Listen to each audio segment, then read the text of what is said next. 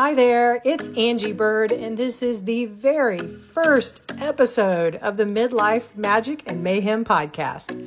Welcome and thank you for being here. It really means so much to me for us to be walking this path together. This conversation is with Paul Smit, a Dutch philosopher and expert in neuroscience. He's written 13 books about philosophy, psychology, and neuroscience, and is one of the most in-demand speakers in the Netherlands.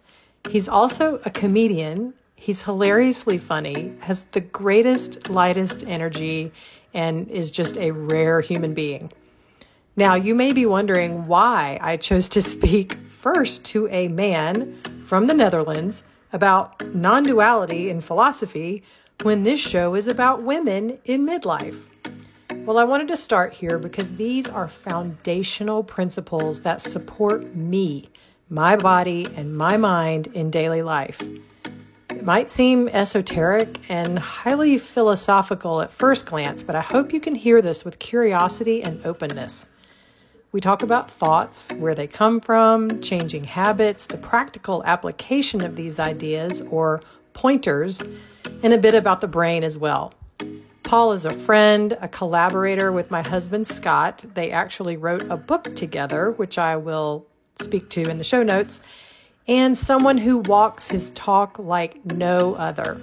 Again, Paul is a rare human, and it was truly an honor to have him on the show. Enjoy.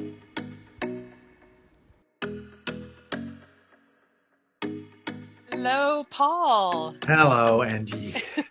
It's so nice to see you and have you here. It's an honor. Thank you for giving the time. First of all, I'd like to know, where in the world are you? I'm in my attic in the Netherlands, and I was just moving my office, which was in here, to another room. So I was busy lifting stuff. So I'm actually in the Netherlands. And it's way later at my time than it's in the morning, right? Where you are. Yes, it is in the morning where I am. So yeah, these time zone differences can be a thing. So again, thank you for Yes, no coming problem. on in your evening time. Yes. And what do you see right now? What's in your environment? In my life or business wise?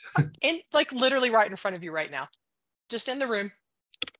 Oh, what I see. My Yeah. laptop and there's my bedroom in the back. So that's all I see in a window. So it's not that spectacular. Great, great. Well, thank you. I appreciate it. So Paul, I know you because you and my husband have collaborated. You've written a book together.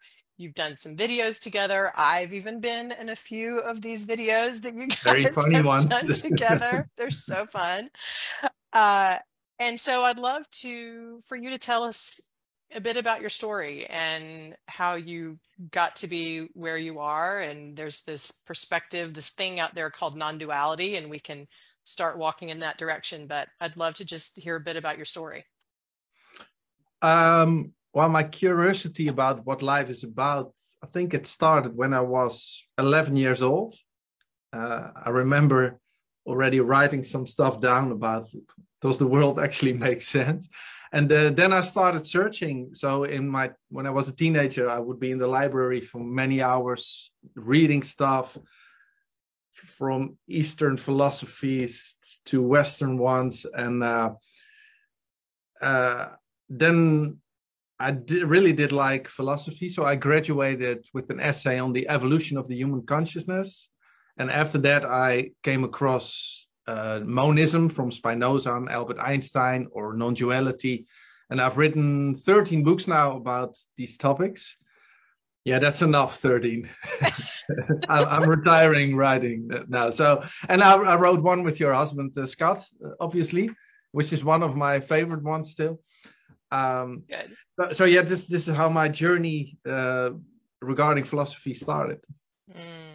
That's amazing. That's amazing. I know when I was 8 years old, I would look at myself in the mirror and I would just stare into the dark black pupils in my eyes, and I would just sit there and stare at myself and try to find where I was.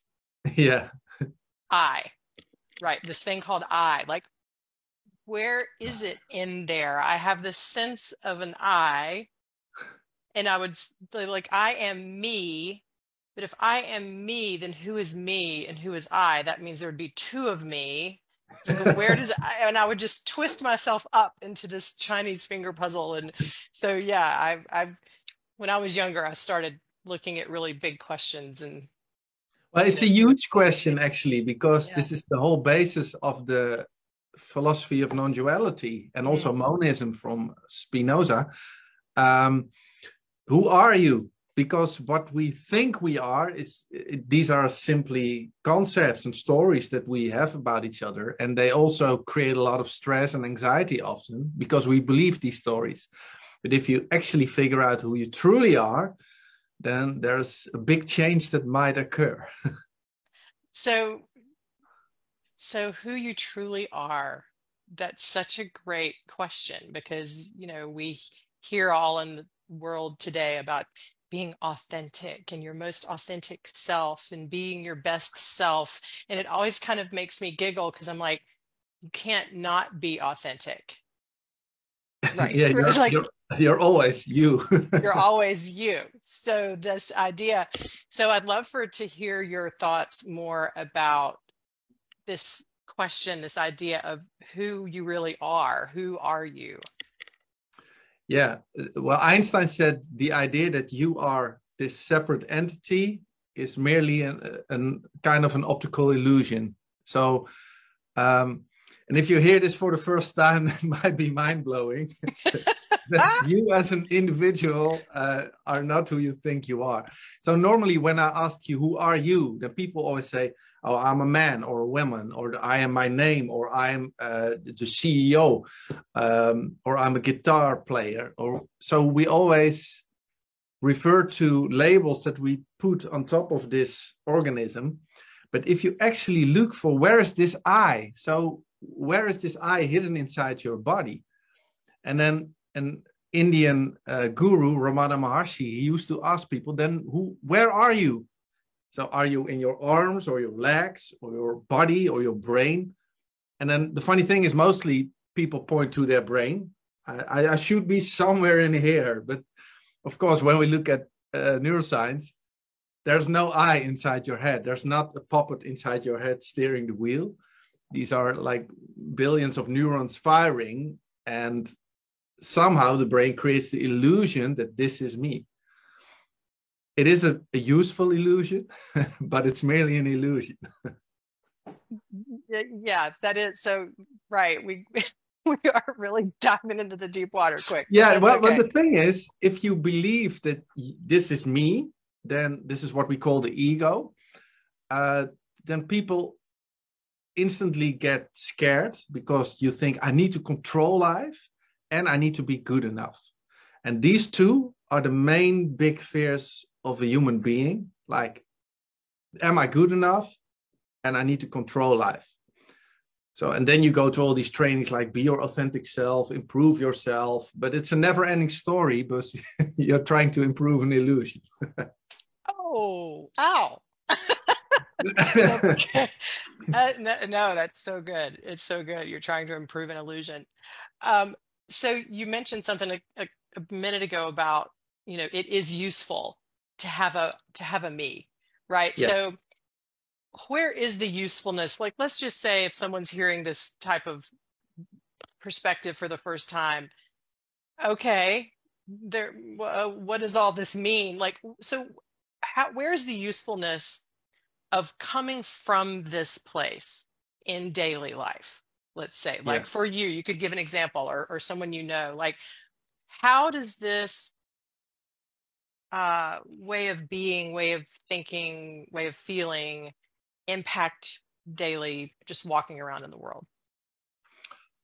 So if you truly believe in the idea that this is me, so imagine I for 100% think I am Paul, this is me, I control my own behavior, I make my own decisions, then oftentimes there's a lot of anxiety and stress involved, because if I think that I'm 100% in control and life goes in a different direction as compared to what I had planned, I will instantly panic. That's why people stress so often.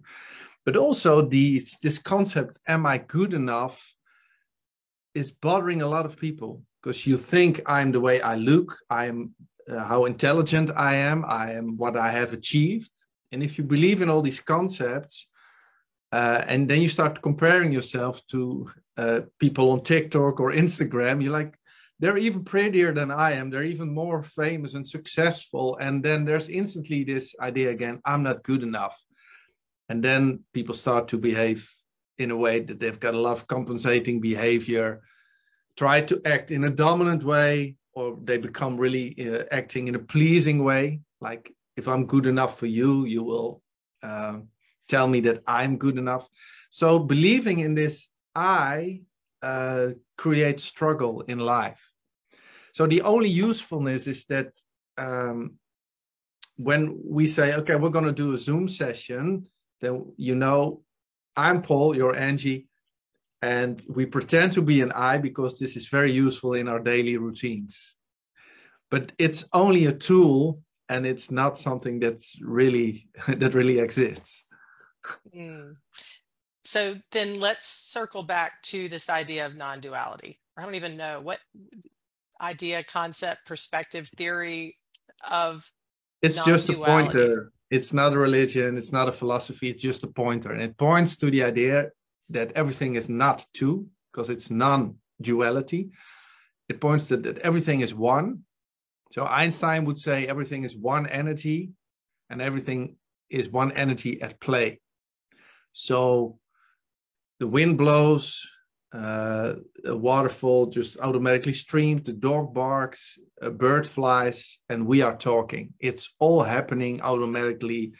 And the only difference is that we as a human being have got the idea that we are in control of all our actions. And that's when the suffering starts. Mm-hmm. Where does self-awareness play? Like you just said, we are aware that, you know, I think I have this idea that I'm in control, when in actuality, non-duality says everything is one energy, right? One energy moving, one energy at play. I've heard it sometimes said. So the idea of me being in control, I would have to have awareness that there is a me. Does that make sense? Yes. So when your brain is in the beta status, this is when this I awareness, this self-awareness is the strongest. This is when we think a lot. But if you're in flow and your brain goes to the alpha or theta status, then this whole idea of you being a separate entity already dissolves. So, for instance, if you're watching the movies, at a certain point, you just forget that you are sitting on a chair in a cinema watching the movie. You are simply being aware of Brad Pitt and George Clooney on the screen. Yeah. So this is why people love this state of flow, because this whole idea of this is me, I need to be good enough, control life, it disappears. So this is when you do sports, when you have sex, when you read a book, when you meditate, and this is when you experience that life is it's more simple. There's less stress involved. Yeah, being more simple, I would think, would be something that people would want to shoot for, because things can feel to this eye very chaotic, very stressful, lots of anxiety, because as you were just saying, I feel like I need to control everything. I need to be the one doing, managing, manipulating. But there is that usefulness of, let's call it a useful thought, right? Like, well, I need to book a plane ticket. I need to buy food for dinner. So yeah, like it's okay that you experience yourself as an I, and it's also okay to make plans in life, etc. Mm-hmm. But simply know, like John Lennon said, life is what happens to you while you're busy making other plans.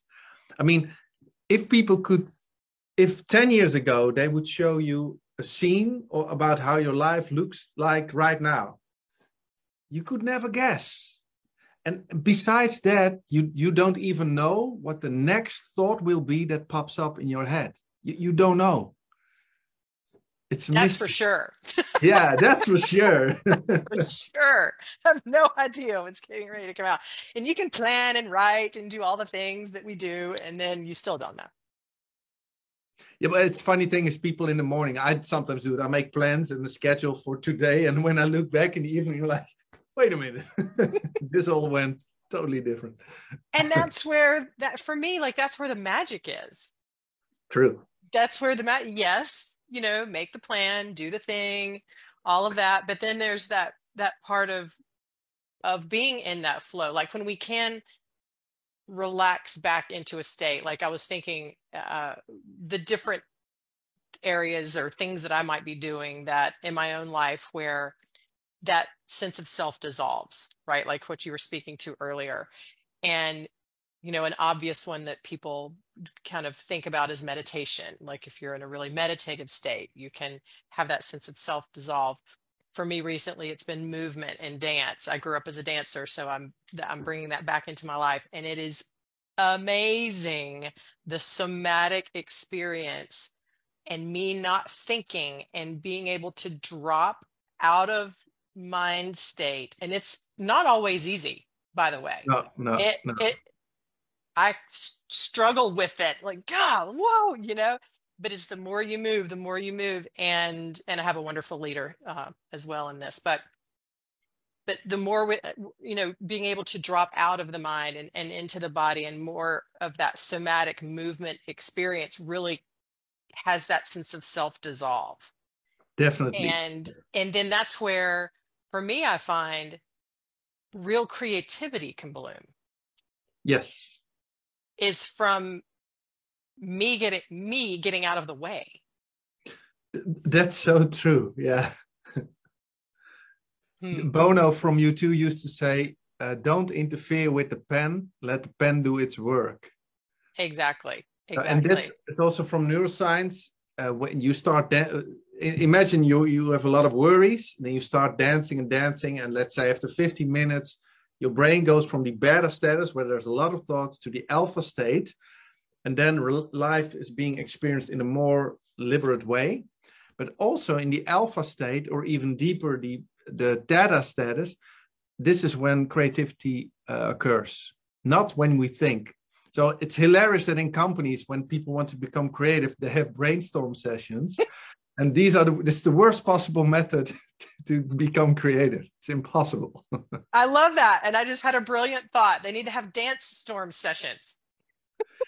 It works, but also in education, if people first do sports, then they learn way better. So our body is a great tool we could use way better. I love that. There's a chapter in the book that you and Scott wrote that's one of my favorites, and I'd love for you to speak about this. It's something about the storyteller being our conscious mind, and kind of the difference between the conscious mind and the subconscious mind.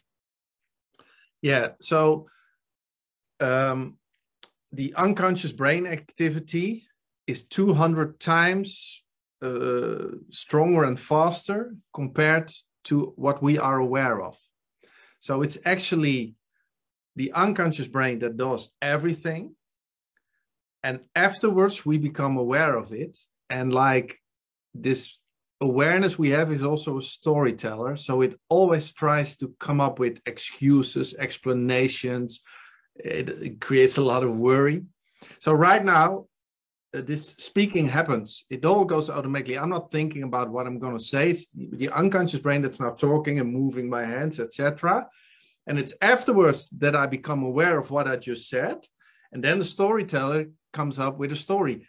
Was I clear enough? What will she think of me? What will people who are listening think of me? Is this going to be a successful one? So the conscious part of a brain is on one hand is amazing because we can experience, but on the other hand, it creates so much stories, so many concepts, so many thoughts, and 95% of them are not useful. Yeah, I experienced that. I experienced that 95% not being so useful. I bet other people might be able to as well. Is there a is there a is there a good dance? Is there a good flow between the experience of conscious mind and subconscious mind? What I mean by that is, so we really only have a experience of our conscious mind, right? The Yeah. storyteller, Yes. which is running at 60 bits per second, which is pretty Yes. slow compared to Yes. the, what is it, 11 11.2 million? million. Yeah. Yeah. So guess what's really running the show is the subconscious mind. So, and I'd love to, if we can, somehow tie this into embodiment as well, because I have some sort of sense just in my own living that a lot of the conscious mind activity is what I would consider my thinking, right? Yes. Thoughts. And then some of the subconscious stuff that might be running the show is what's coming through in my body. And I think we're not, because our culture and our societies value the thinking so much, Way too much. way Yes. too much. And we haven't put a lot of value on what is happening in the body. And we're just sort of starting to do that with a lot of somatic work and somatic psychology and really exciting areas. And so, tying back to my question, is there a flow? Can there be kind of a nice harmony between what's happening in the subconscious mind and what's happening in the conscious mind? Definitely. So imagine you are going to buy a new house. Now, people oftentimes tend to think like, should we do this? Is this the right neighborhood? Blah, blah, blah. But your unconscious brain gives you the answer. And it gives you feelings.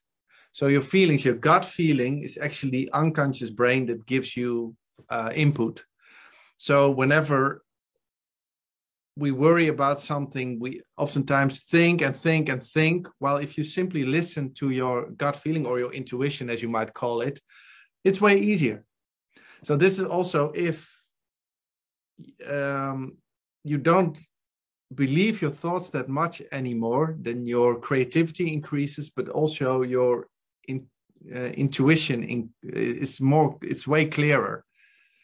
And the same goes for dancing, for instance. Oftentimes when people go in therapy, they think, and they're going to blah, blah, blah, blah, have a lot of cognitive dissonance, as they call it. It's just storytelling. And then the therapist also creates a story, and then you give a story back. So with our mind, we try to solve the problem, but you're not going to solve the problem with your 60 bits of awareness.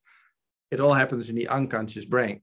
So if it's therapy with dancing or movement, that's way more direct, and it directly has a good influence on our nervous system. So yeah, by understanding this, your life can become way easier. Mm-hmm. Mm-hmm. I have another question about change, and it kind of goes along with what we were just talking about. So if we have a conscious mind and this unconscious mind, the conscious mind is running a lot slower, the subconscious mind is way faster, but we're not as aware necessarily in our thinking brain of what's happening there, what's truly running us. Yes. And then knowing that in my field, and you and Scott talk about this as well, that humans are a set of patterns, right? We all have our patterns that we think about: your morning routine, your daily life, how you do things, how you go to the store, how you do your work, how you exercise, right? Everything is a set of patterns. And then when people are looking to change something, right? It could be a big change. It could be a small change. It could be within your career. It could be in your own body. I want to lose 20 pounds. I want to gain more muscle. Whatever that could be for you, or relationship, any of these places where we might want to create a change. What is the resistance? Like, because where people, I mean, there's a trillion books written about like how to do this the best way and how to, there's a trillion diets in the world and none of them work and all of them work. And so I'd love to hear your thoughts on change in the brain and like what works and what doesn't work. Yeah, so if you say, I want to lose 20 pounds, these are your 60 bits of awareness that come up with that story.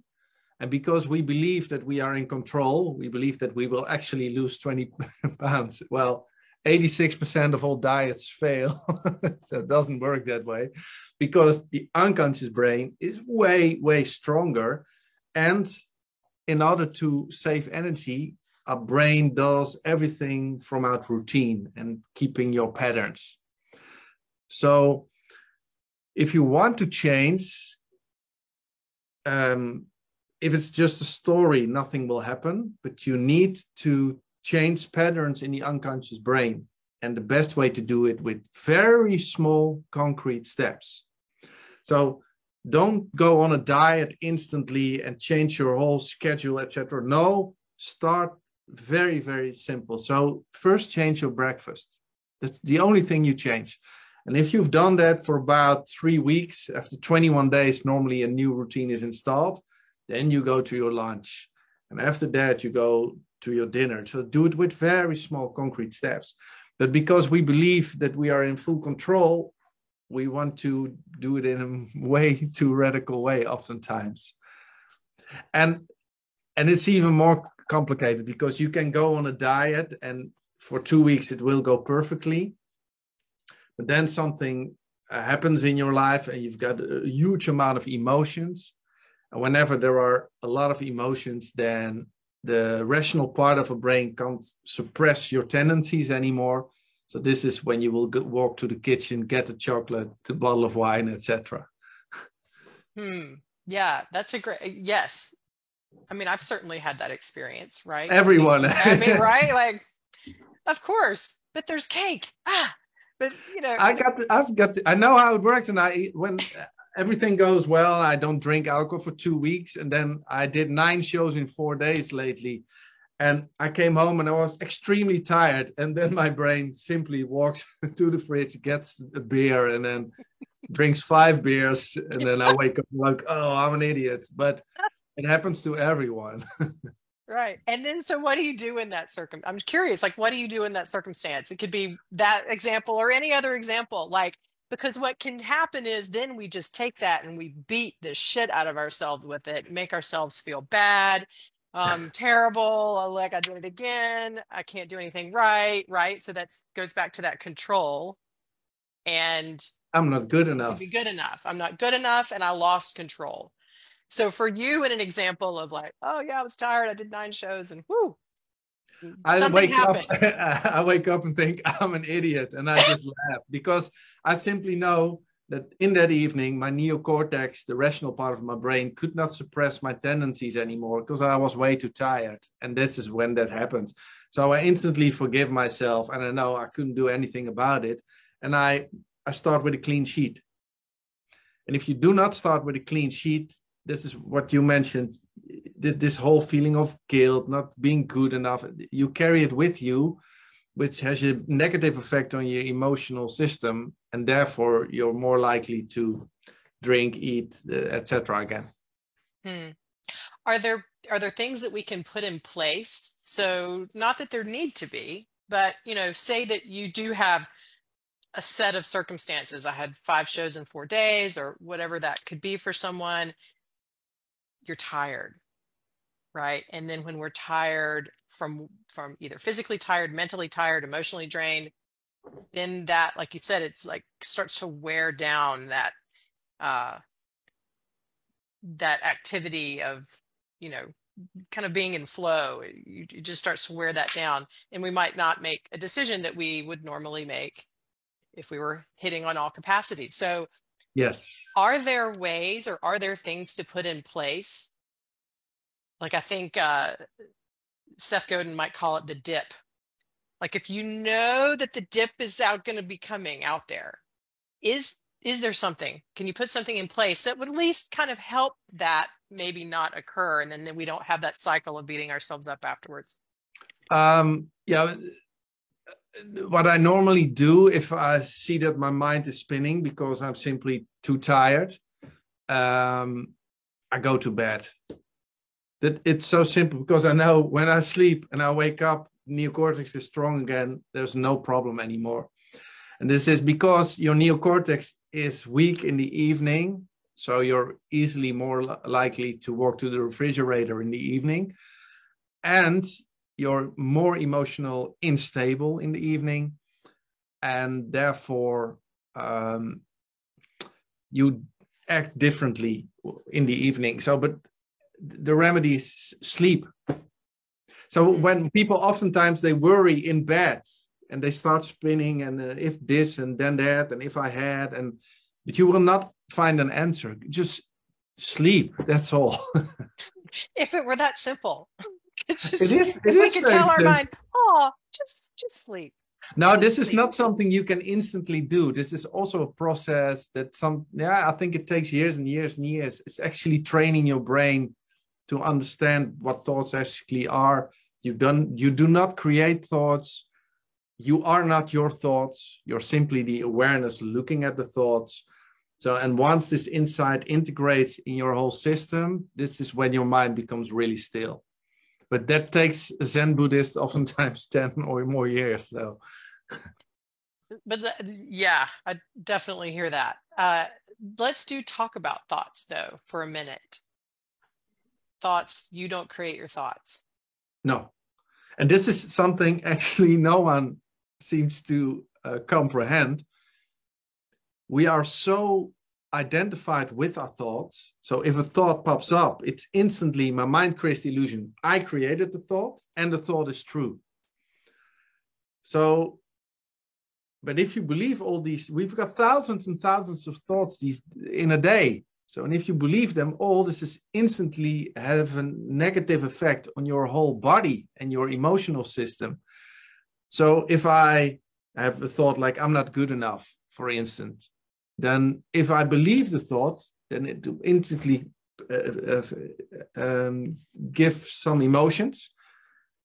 It has an effect on my whole nervous system, but also I will start to act in a different way. I might be starting to act in a dominant way or a pleasing way. And this all starts with the belief in one thought.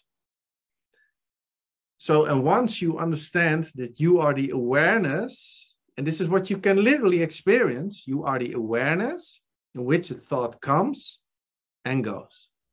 So it comes and you just look at the thought and it goes away. But when a thought pops up and you believe the thought, and then a lot of thoughts come on top of it. And then thoughts try to get rid of a thought by thinking even more. So this is when we start to worry. But this is also in acceptance and commitment therapy. If there's a thought, it's the realization you did not create it, you did not ask for it, it's not from you, just look at it. And if thoughts are bothering you, a funny thing you can do is to give your brain a name. So let's say I give my brain the name Harry, and then when I worry, I'm not saying I worry, now this is Harry, he is always worrying about stuff. And it seems they've done research for if you do it like that, it's dissociation, or the diffusion, I have to say. Your brain starts to realize like, oh, this is not from me, it's just Harry. And then you start to lose interest in these thoughts. It's a simple technique. That's beautiful. I love that. I'm going to have to think of a name for my mind. Give it a silly name. Yeah, something like ridiculous for me. I'll have to think about that. That's great. I love that. And there's a Pema Chodron, who's a Buddhist nun who's written many, many books and done lots of things in the world. One of the things that she says in meditation, like if a thought comes, like you were saying, like if a thought arises and you're the awareness and you're the witness of it, if you're wherever you are, if you're in meditation or if you're driving your car or whatever, and it's bothering you, just go thinking, just sweetly, just like, oh, thinking. And then let it go, let it dissolve, whatever it is. But it's kind of the same concept of it's Harry. The same technique. You can also say, thanks for the message. Yeah. or it's just another thought. And these techniques create a distance between you as the witness and the thought, because most people don't see that difference. They are their thoughts. That's what they experience. Absolutely. Like I am my thoughts, I am my body, right? Like Yes. all of that very much intertwined together. And then if I have this thought and I believe this thought and I'm creating more thoughts to get rid of the other ones, and then all this stuff happens, and then the storyteller comes online and creates a story about the whole thing. Yeah. True. Which can then play into all of our beliefs, very the deeply held beliefs, probably coming from the subconscious mind. I'm not good enough, I'm not lovable, all of that. Yeah, it's So fascinating true. Yeah. how all these things play together. True. And in a way, life is so simple because everything simply happens and you are energy at play and you are simply life experiencing itself. It just, and once you see that, you don't take yourself too seriously anymore. You're just like, yeah, I just play my role in this whole funny movie we call life. And Yeah. that's it. What a neat trick. Now I Yeah, it saw is. some, It right? is. Like I saw something in a video of yours.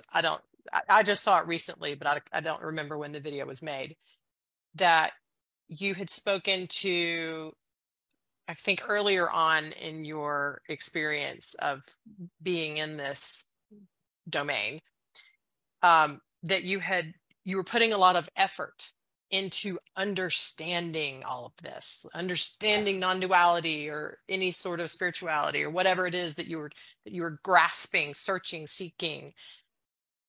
And then, so how did that go? I think that this is definitely my story, but I think that happens to many, let's say, spiritual seekers. So you come across a new idea and you're like, wow, I gotta understand this. And then you start searching and putting a lot of effort in it. And the funny thing about non-duality is that everything simply goes as it goes. There's no effort needed whatsoever. But before people realize there's nothing to look for, they first have to search a lot of things. So it's totally ironic, actually, all life. And also, I think when people start searching, it mostly starts with urgency because they get stuck in their lives, bad relationship, or getting a burnout or stuff like that. And this is when people want to find new ways to look at the world.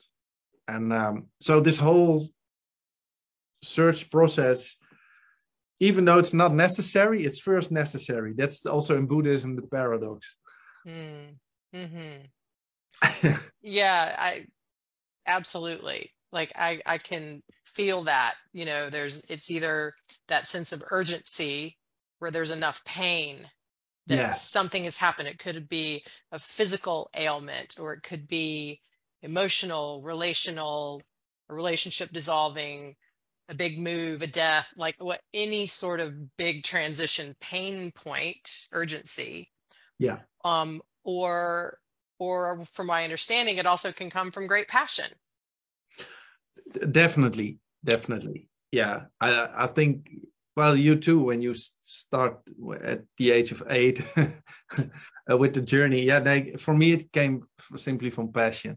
And oftentimes, I think when people are 40, 50 years old, this is when you enter a new phase in life. And this is when there's more openness for new ideas. Because the first part of your life, you're just busy hunting for a stupid career and creating kids and stuff. And when you get older, you're like, oh, wait a minute, what's it all about? Absolutely. You get to that's what I'm hearing a lot, right? You get to a certain point and you kind of look around and go, all right, now what? I've done all the things, or I've done what I've done. I've had what I've had. The relationships have come and go, the careers have come and go. I'm in this spot. And then what what did it all mean? Did it all mean anything? And Yeah. where am I in it?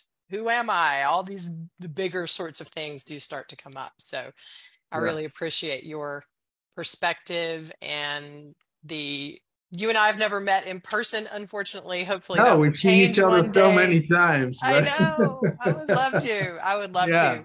one But day. yeah, absolutely. Again, thank you for your perspective and for being with me today. And where can people find you? I'll put things in the show notes, but you have a lot of I books think, and things out there. yeah, paulsmith.nu, and then click on the English flag then. Because in Dutch, it will make no sense for your followers. No, my 60 bits of my conscious mind will not be able to process your No, Dutch Dutch is website. an impossible language, so don't even try. Oh, that's great. Well, thank you again, Paul. I really Thank appreciate it. you, Andy. It was All right. fun. Thank you. Thanks.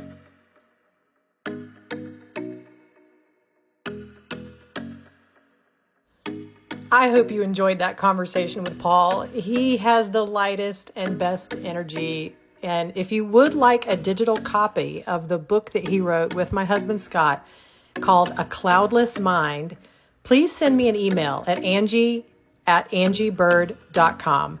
It's a quick read and will give more depth to the topics that we touched on here. And please subscribe to the podcast and leave a 5-star review on Apple or Spotify or wherever you listen to your shows. Subscribe to the YouTube channel if you also want to see these conversations. And please share with your friends and follow me, Angie.Bird, on Instagram. This will help the show gain momentum and help our other sisters out there who are also looking to bring some magic and mayhem into their lives as well.